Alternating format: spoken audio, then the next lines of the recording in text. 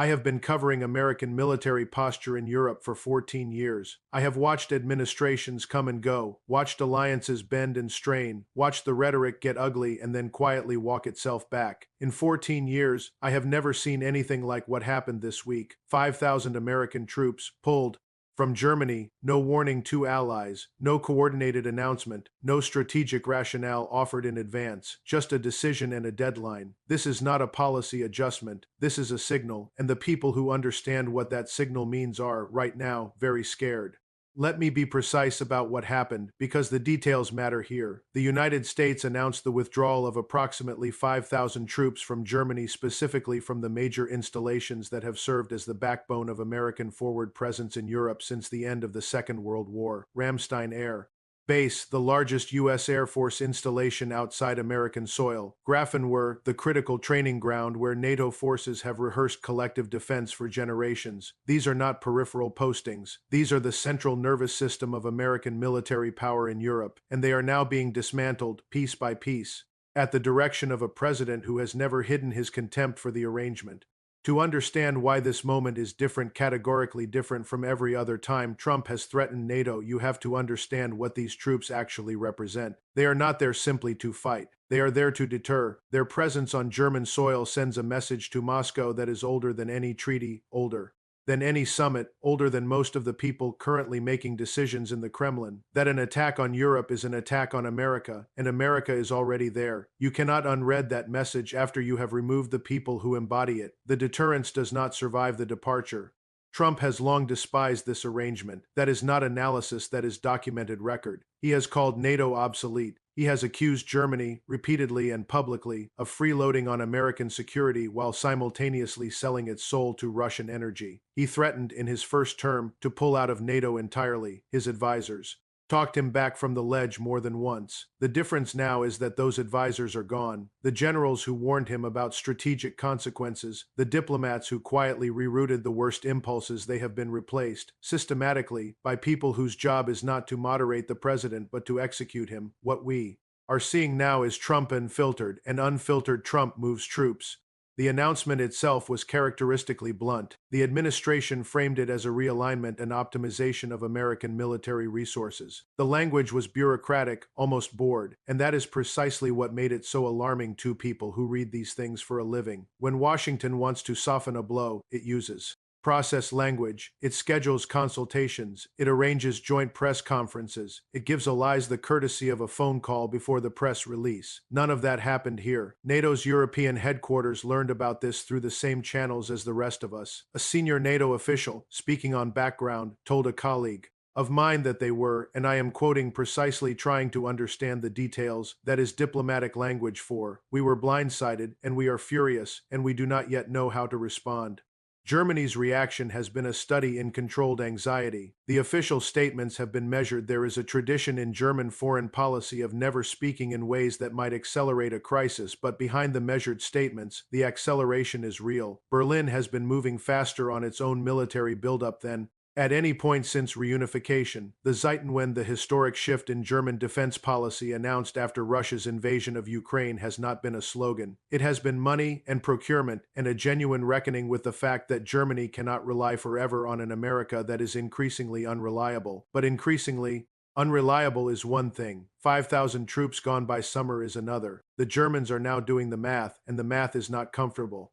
Because here is what the math actually looks like. NATO's eastern flank, Poland, the Baltic states, Romania has been reinforced significantly since 2022. Those reinforcements have been valuable, but they exist within a system. That system has Germany at its logistical heart. The rail lines, the fuel depots, the command structures, the pre-positioned equipment, all of it flows through and from the German installations that are now being drawn down. You do not simply move 5,000 troops and leave the system intact. You hollow it out. The forward forces in Poland are only as strong as the logistical tail behind them, and that tail runs through Germany. Pull the tail, and the bite goes with it.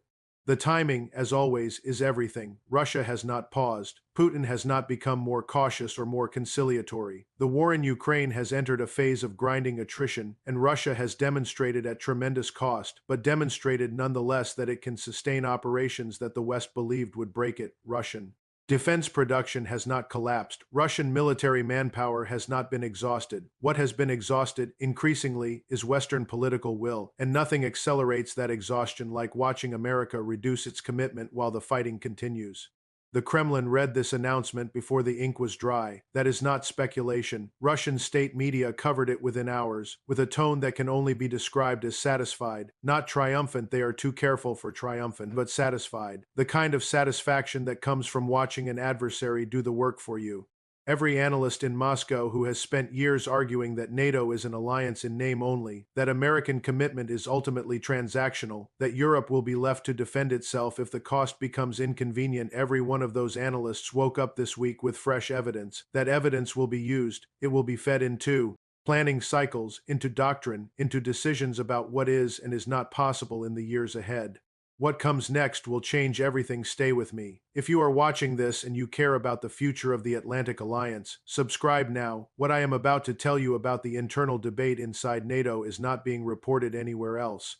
The internal debate inside NATO right now is a debate about belief, not capability belief. The alliance has always rested on a foundational assumption that the United States means what it says, that Article 5, the collective defense guarantee, is a commitment with teeth, not a courtesy, that if Russia crossed the Suwalki Gap and moved on Lithuania, American forces would fight.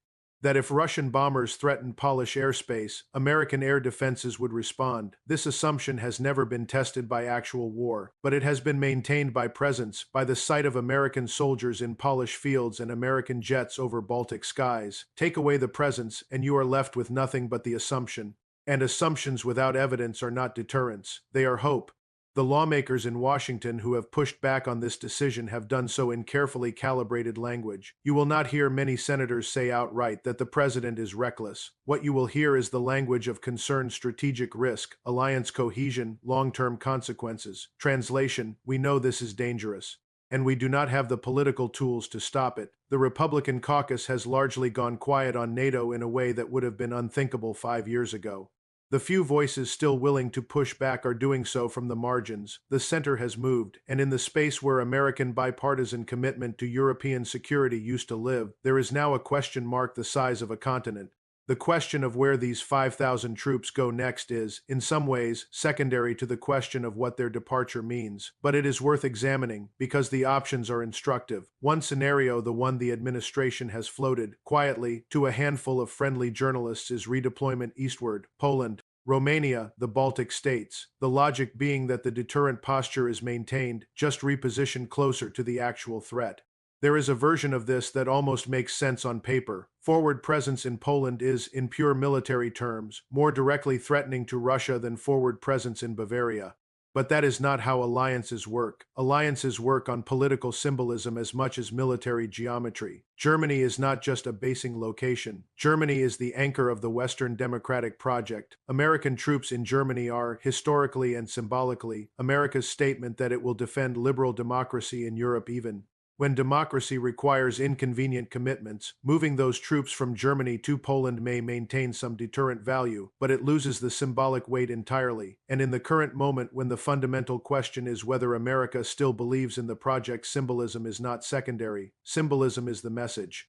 The other scenario, the one that keeps European defense ministers awake at night, is that the redeployment eastward is not the destination but the staging point, that 5,000 troops leave Germany for Poland, and then, a year from now, another decision is made, and Poland is the next domino. This is not paranoia. This is pattern. Recognition. Trump's approach to American commitments abroad has been consistently directional, away from Syria, from Afghanistan, from international agreements and multilateral frameworks. The direction of travel has been consistent. NATO is not magically exempt from that direction simply because it is NATO. Europe's response to that possibility has been the most significant strategic shift on the continent since the Cold War ended. The European defense conversation, which for 30 years was characterized by modest ambitions and maximum reliance on Washington, has changed. It has changed in funding Germany's commitment to its own rearmament. Is now the largest peacetime military expansion in the country's post-war history. It has changed in doctrine. There are serious conversations happening in Brussels and Paris and Warsaw about what a European deterrent looks like without American command structures. It has changed in psychology. The Europeans who grew up believing that America would always be there or being replaced in positions of power by Europeans who believe they cannot afford to assume that anymore. France has been saying this for years. Macron's call for European strategic autonomy was met, when he first made it, with polite skepticism from most of the continent and open irritation from Washington. Now it looks prescient. The French military doctrine, which has always assumed that Europe must ultimately be capable of defending itself, is no longer a Gaullist eccentricity. It is mainstream European strategic thought. That is a seismic shift, and it is a shift that this troop withdrawal will accelerate in ways that will take years to fully manifest. The acceleration matters because speed is not the friend of careful planning. When Europe is forced to build independent defense capabilities quickly, under pressure, responding to immediate political crisis, the results are historically unpredictable. Capability gaps get filled with second-best solutions, political arrangements made in haste contain fault lines that only appear under stress. Defense industries operating at emergency pace cut corners that are only discovered when the equipment is actually used. History is full of alliances built in panic that held together just long enough to face their first real test and then didn't. What I am describing is not primarily a military problem. It is a political problem wearing a military uniform. The question is not whether Europe can, technically, defend itself if America withdraws. The question is whether Europe can maintain the political cohesion required to sustain collective defense without the gravity that American leadership has always provided. NATO has 28 years of operational history. It has a command structure, a planning process, an integrated military culture that does not have a direct European substitute. Building that substitute, if it is even possible, takes decades, not years. The crisis is moving faster than the solution.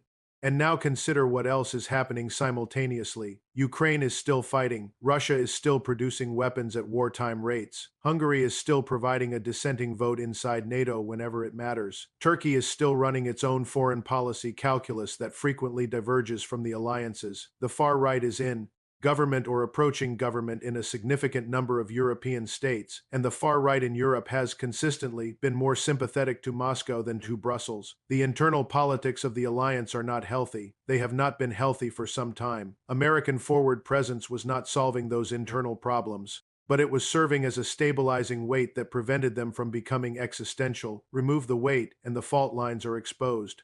I have covered enough of these moments to know how they tend to be narrated in real time. The immediate coverage focuses on the logistics: how many troops, what timeline, which bases. The analytical commentary focuses on the strategic implications: NATO cohesion, Russian calculations, European defense capacity. Both of those things matter. But the deeper story, the one that takes longer to tell, is about the internal withdrawal of belief, about the moment when the people inside a system stop believing that the system will hold. History has a consistent lesson on this point. It is not comfortable, but it is clear. Alliances and orders do not collapse because an external adversary becomes too strong. They collapse because the members stop believing in each other. Rome's legions did not fail in the field before the Western Empire's fall. They were withdrawn. The garrisons were pulled from the frontiers not because the frontiers were conquered, but because the political will to maintain them had dissolved. The British Empire did not end because it was militarily defeated on every front simultaneously. It ended because the belief that the empire was worth defending had quietly, and then quickly, ceased to be shared. Withdrawal precedes collapse. It is not the consequence of collapse. It is its first stage. I am not predicting the collapse of NATO. I want to be precise about that. NATO has legal structure, institutional memory, and genuine shared interest among its members that make it resilient in ways that less formal arrangements are not. But I am saying that what we are watching this week is something qualitatively different from the usual turbulence of alliance politics. This is not a budget disagreement. This is not a spat over burden-sharing percentages. This is the United States, under its elected president, physically removing the soldiers who have served since 1945 as the living embodiment of the American commitment to European security, and doing so without warning, without consultation, and without any apparent concern for what that removal signals to the people who are watching in Moscow, in Warsaw, in Beijing to see whether the signal holds. The signal is not holding. So where does this end? That is the question, and I have to be honest. I do not know. Nobody knows. What I know is that every trajectory currently in motion is moving toward less stability, not more. Ukraine continues to bleed. Russia continues to prepare. European defense continues to reorient. American commitment continues to contract. And somewhere in That intersection, decisions are being made, not announced, not debated, not subjected to any democratic process that will determine whether the security architecture that has kept a major war off the European continent for 80 years survives the decade. 5,000 troops. That is how it started, not with a declaration of withdrawal, not with a formal announcement that the American commitment to Europe was over, just a redeployment memo, a logistics decision. They called it an optimization. If you have been following this for as long as I have, you know what optimizations look like. When they are the beginning of something, you know the language of managed retreat. You know how departures begin not with drama, but with paperwork. The drama comes later. The drama comes when the deterrence has already failed, when the absence has already been calculated into someone else's planning, when the signal has already been read by the people it was always meant to dissuade. By then, the troops are long gone. By then, the debate about whether they should have left is a historical question, not a political one. By then, the question is not who defends Europe, but whether Europe can be defended at all. If the United States keeps stepping back, who actually defends Europe? I am asking because I genuinely do not know the answer, and the fact that nobody in Washington, Brussels, or Berlin can answer it with confidence right now, today, is the most alarming thing I have said in this entire script.